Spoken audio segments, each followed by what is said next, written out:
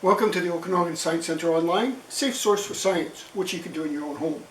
Now, we're talking about force, motion, simple machines. If you're talking about force and motion, you can't, of course, ignore Sir Isaac Newton. Interesting thing, 1665, 1666, the worst year for the plague in England, Isaac Newton was at home working on what turned out to be the so-called laws of motion, just as many of us are at home now. There's three laws of motion. They describe how things move and the forces.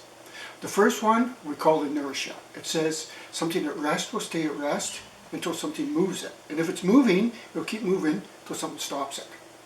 The second one says an object that has a mass, well, force is equal to mass times acceleration. What this means is in order to move the object, you'll need a force. You can't move it without. And the third one says that if you push on something, it pushes back. If you push on the earth pushes back on you. The three laws of motion. We'll talk about all three of them.